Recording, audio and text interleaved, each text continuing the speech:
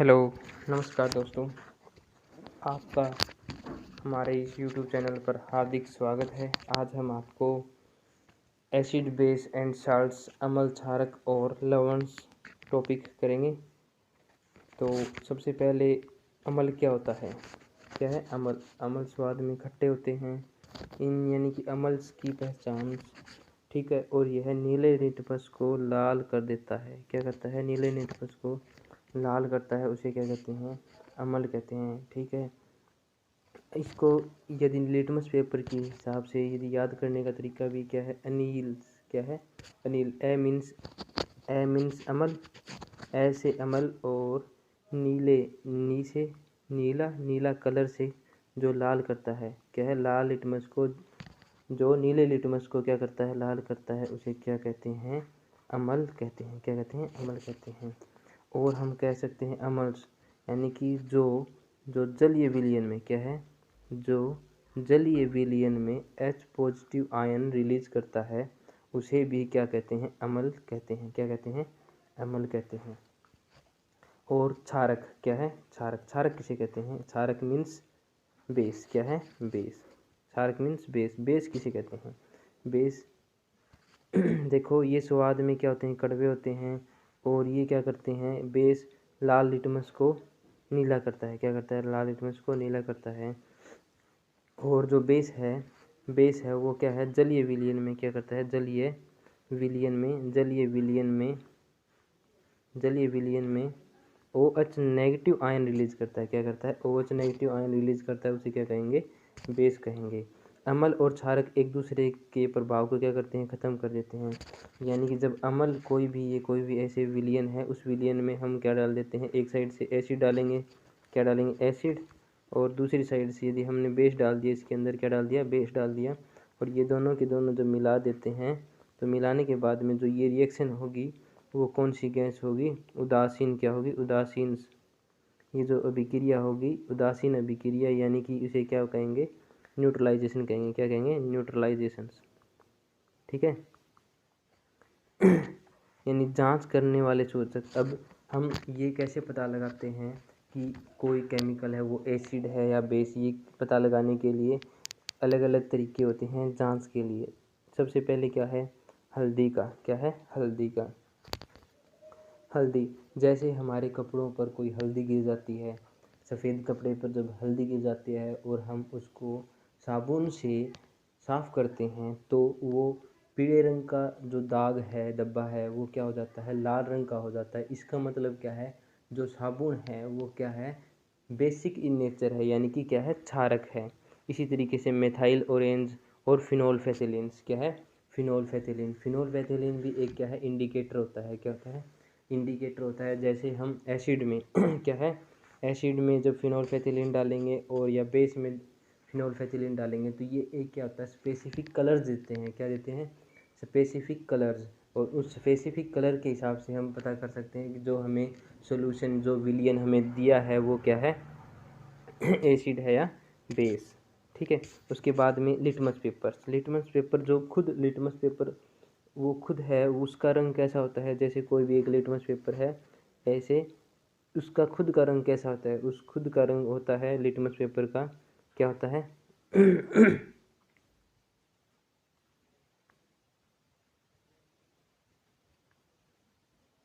उसका खुद का क्या होता है? रंग बैंगनी रंग का होता है। क्या होता है? बैंगनी रंग का होता है।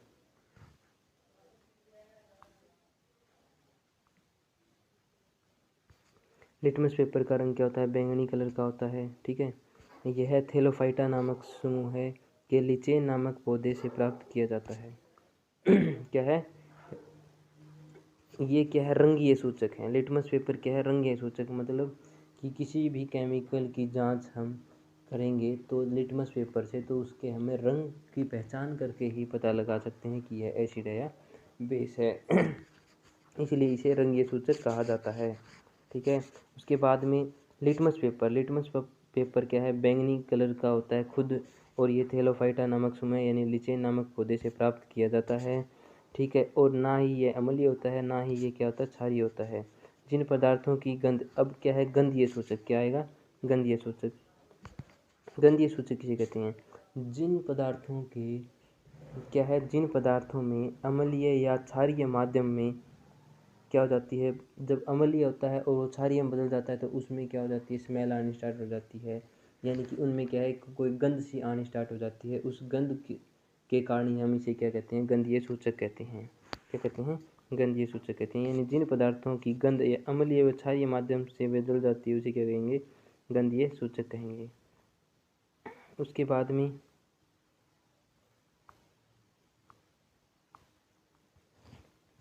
आगे क्या है?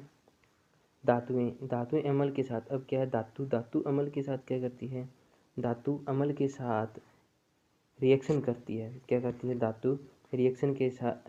धातु अम्ल के साथ रिएक्शन करके क्या बनाती है? हाइड्रोजन गैस बनाती है। जैसे कोई भी क्या है, हमारे पास धातु है, क्या है, धातु को जब हम अम्ल में डाल देते हैं, क्या डालते हैं? अम्ल डालते हैं। तो कोई भी धातु को जब हम अम्ल में डालते हैं तो उसमें क्या बनेगा? एक तो बनेगा साल्ट, क्या बनेगा? साल्ट, ठीक है, और एक बनेगा हाइड्रोजन गैस। क्या होती है? हाइड्रोजन गैस निकलती है। क्या होती है? हाइड्रोजन गैस निकलती है। उसे हम कहेंगे, क्या कहेंगे कि वो क्या है, उसकी जो धातु है, धातु हमेशा ही अम्ल के साथ रिएक्शन करेगी या अभिक्रिया करेगी तो हाइड्रोजन गैस निकलेगी ही निकलेगी। इस तरीके से हमने तो ये एग्जाम्पल भी दे रखा है। 2HCl, क्या है? 2HCl प्लस में Na2, जब ये दोनों रिएक्शन होगी, यानी कि अभिक्रिया, जो ये एरो है यानी तीर का निशान है, इसके दाईं तरफ जो बनेगा ये क्या होते हैं? प्रोडक्ट होते हैं। और प्रोडक्ट में क्या बनेगा? 2NaCl, क्या बनेगा? 2NaCl प्लस में हाइड्रोजन गैस, ठीक है। जो ये एरो होती है यानी तीर का निशान है, इस तीर की बाईं तरफ तो क्या होते हैं? ये तो होते हैं, क्या होते हैं? रिएक्टेंट होते हैं। क्या होते हैं? रिएक्टेंट, और हिंदी में इसे बोलते हैं अभिकारक। क्या बोलते हैं? अभिकारक बोलते हैं। क्या बोलते हैं? अभिकारक बोलते हैं। इनको बोलेंगे अभिकारक, अभिकारक, और इनको बोलेंगे उत्पाद। क्या बोलेंगे? उत्पाद।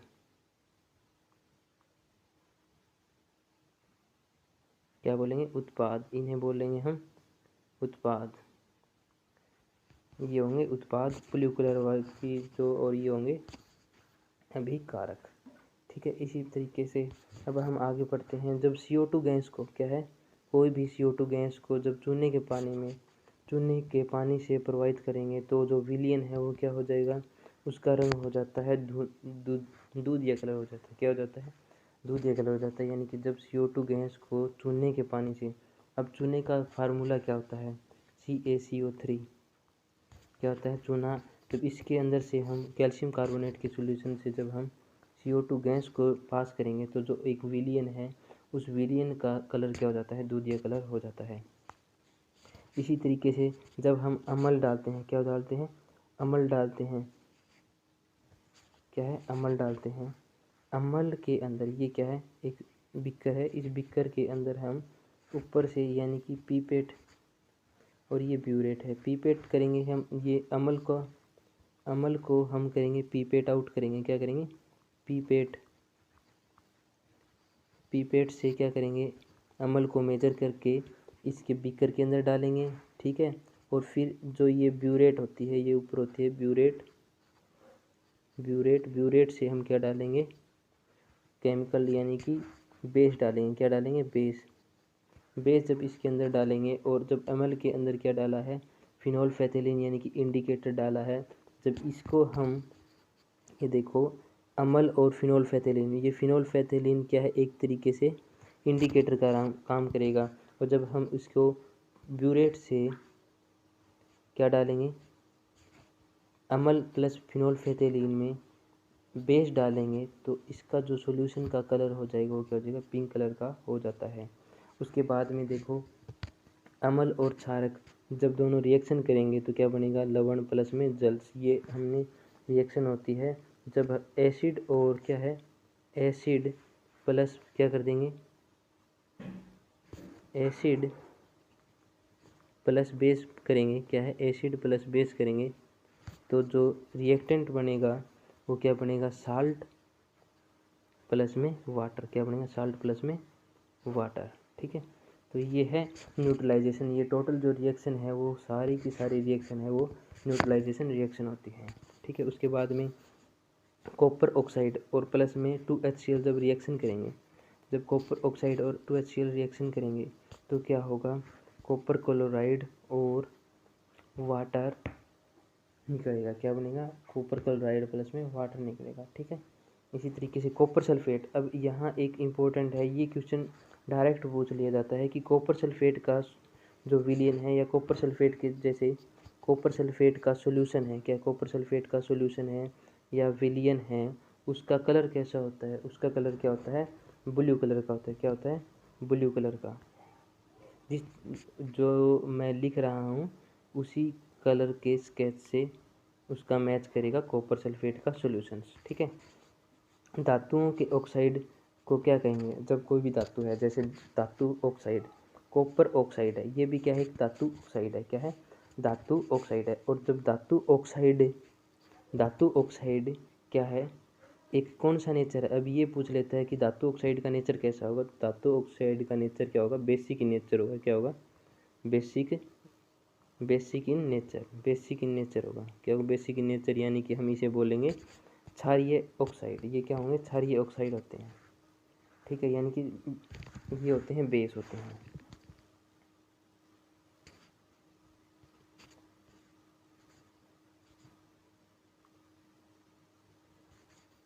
कॉपर ऑक्साइड, कॉपर ऑक्साइड क्या है, कॉपर ऑक्साइड क्षारक हैं। क्या है, कॉपर ऑक्साइड क्षारक हैं, क्षारीय हैं या क्षारक हैं। Copper oxide, copper hydroxide sorry, ये क्या है, कॉपर हाइड्रोक्साइड, ये क्या है, क्षारीय होते हैं। क्या होते हैं, क्षारीय। इसको कॉपर ऑक्साइड CaOH की ट्वाइस। ठीक है, इसे क्या कहते हैं, क्या कहते हैं, इसे कहते हैं बुझा हुआ चूना। ये एक फार्मूला है, केमिकल फार्मूला, इसको कहते हैं बुझा हुआ चूना। क्या कहते हैं, बुझा हुआ चूना। आगे इन जो फार्मूले आएंगे उनमें कराएंगे, एक स्पेशल इनकी एक सारणी है या टेबल है उसमें कराएंगे। ठीक है, अब ये देखो कैल्शियम हाइड्रोक्साइड क्या है, बेसिक होता है। क्या होता है, बेसिक होता है। अम्ल जल के अंदर क्या रिलीज करता है, H पॉजिटिव आयन रिलीज करता है। मैंने बताया था कि जो अम्ल है वो H पॉजिटिव आयन रिलीज करेगा और बेस है वो OH नेगेटिव आयन रिलीज करेगा। ठीक है, उसके बाद में ऊष्मा छेपी और ऊष्मा शोषी भी क्रिया क्या होती है, ऊष्मा, एक तो होती है ऊष्मा छेपी। क्या होती है, ऊष्मा छेपी। एक होती है एंडोथर्मिक, एक होती है एक्जोथर्मिक। तो ऊष्मा छेपी यानी कि एक्जोथर्मिक। क्या होती है, एक्जोथर्मिक। एक्जोथर्मिक किसे कहते हैं, ऊष्मा छेपी और एक्जोथर्मिक किसे कहते हैं, कोई भी रिएक्शंस जैसे इस साइड में क्या है, रिएक्टेंट है। क्या है, रिएक्टेंट जब रिएक्शन करने के बाद क्या बनाएगा, प्रोडक्ट बनाता है। क्या बनाता है, प्रोडक्ट बनाता है। तो इस रिएक्शन के अंदर जब एनर्जी रिलीज हो जाती है, जब एनर्जी निकलती है ना, एनर्जी निकलती है यानी कि जो प्रोडक्ट है वो गर्म होगा। क्या होगा, प्रोडक्ट क्या होगा, गर्म हो जाए तो हम उसे क्या बोलेंगे, जो ये रिएक्शन हुई है वो एक्जोथर्मिक रिएक्शन हुई है। क्या हुई है, एक्जोथर्मिक रिएक्शन हुई है, क्योंकि जिसमें प्रोडक्ट गर्म होगा उसे कहेंगे एक्जोथर्मिक रिएक्शन, यानी कि ऊष्मा छेपी अभिक्रिया हुई है। ठीक है, और जिसमें क्या होता है, और देखो यदि उसमें क्या है, एक होता है ऊष्मा छेपी, एक होता है ऊष्मा, एक तो ऊष्मा छेपी जो मैंने पहले कराया अभी, और एक होता है ऊष्मा शोषी और एंडोथर्मिक। क्या होता है, एंडोथर्मिक। क्या होता है, एंडोथर्मिक।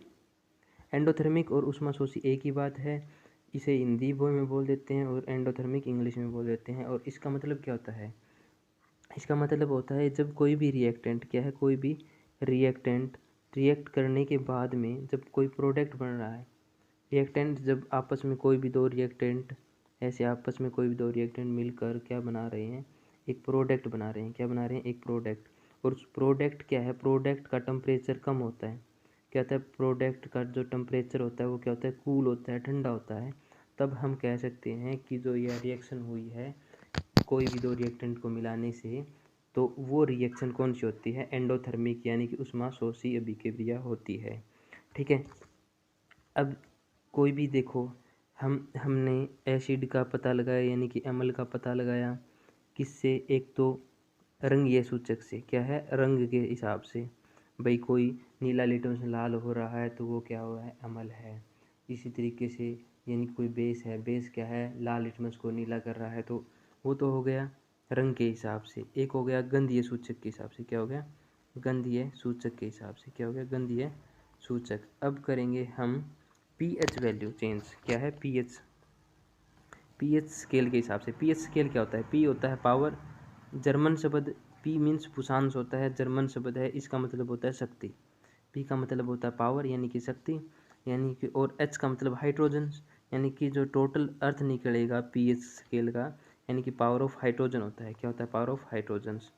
अब ये पीएच स्केल होता है। क्या होता है? पीएच स्केल होता है।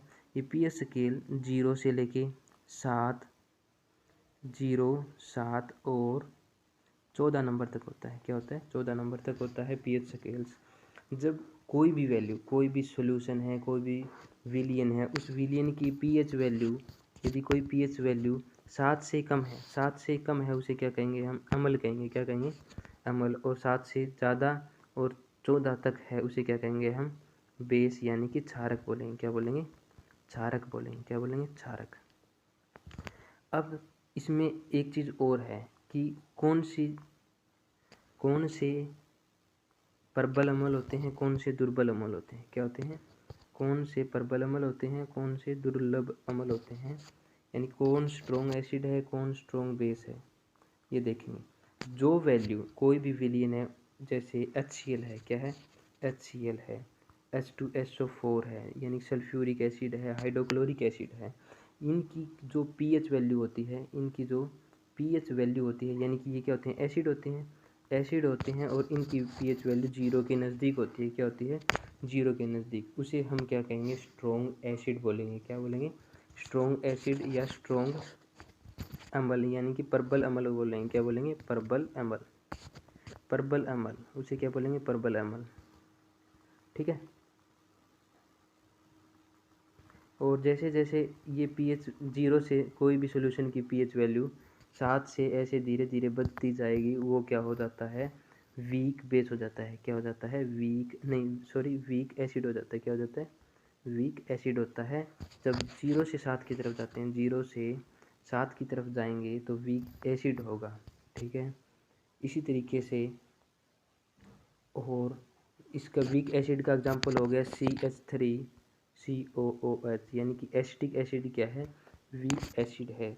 इसी तरीके से जब हम बेस की बात करें, क्या करें? बेस की बात करेंगे तो जो पीएच वैल्यू जिसकी 7 से 14 की तरफ जाएगी, जब पीएच वैल्यू 7 से 14 की तरफ जाएगी तो वो क्या होगा? स्ट्रॉन्ग होगा। क्या होगा? Strong base. क्या होगा? Strong base. क्या है? Strong base. स्ट्रॉन्ग बेस की वैल्यू 14 होती है। स्ट्रॉन्ग बेस को, जो भी स्ट्रॉन्ग बेस होगा उसकी पीएच वैल्यू 14 यानी कि 14 के आसपास होगी। ठीक है। और जिस भी बेस की वैल्यू 7 या 7 के आसपास होगी उसे क्या बोलेंगे? वीक बेस बोलेंगे। क्या बोलेंगे? Weak base. क्या बोलेंगे? वीक बेस, यानी कि दुर्बल क्षारक बोलेंगे। क्या बोलेंगे? दुर्बल क्षारक। ठीक है। मुझे लगता है आपको अच्छे से समझ आ गया होगा। देखो इसमें लिख भी रखा है, जैसे जिसकी वैल्यू पीएच अम्ल की जो 0 से 7 होती है, क्षारक की 7 से 14 होती है। प्रबल अम्ल वे अम्ल जो जल में घुलकर H पॉजिटिव आयन देते हैं और ऋणात्मक आयन में बदल जाते हैं, उसे प्रबल अम्ल कहते हैं। जिसकी पीएच वैल्यू कितनी होती है? 3 से लेके, कितनी होती है? 3 से लेके 0 से लेके 3 तक पीएच वैल्यू प्रबल अम्ल होते हैं। सल्फ्यूरिक एसिड, HCl, ये इसके एग्जाम्पल हैं। अब देखो प्रबल अम्ल 0.7, प्रबल अम्ल, दुर्लभ अम्ल। दुर्बल अम्ल के हैं वे अम्ल जो जल में H पॉजिटिव आयन रिलीज करते हैं और ऋणात्मक आयनों का ना बदलें। अब हम इसकी एक डेफिनेशन और भी दे सकते हैं, जैसे वे अम्ल, कोई भी एक अम्ल है या कोई भी एक एसिड है जो अपनी मैक्सिमम नंबर ऑफ आयन्स, क्या है? कोई भी क्या है? Acids maximum number of ions यानी H पॉजिटिव आयन रिलीज कर देता है। यानी कि यदि कोई भी 100 एसिड मान लेते हैं हम, क्या है 100 एसिड है, क्या है 100 नंबर ऑफ आयन्स हैं, 100 नंबर ऑफ आयन्स है, और वो वाटर में डिजोल्व होने के बाद में 90 या 95% यानी कि मोस्टली तकरीबन सभी के सभी आयन में कन्वर्ट हो जाएंगे। उसे क्या कहेंगे, स्ट्रॉन्ग एसिड बोलेंगे। क्या बोलेंगे, स्ट्रॉन्ग एसिड, यानी कि प्रबल अम्ल बोलेंगे। इसी तरीके से दुर्बल अम्ल जो ion H positive ion release कम करे उसे क्या कहेंगे, दुर्बल अम्ल। हमारे शरीर की जो पीएच वैल्यू है, हमारे शरीर की पीएच वैल्यू कितनी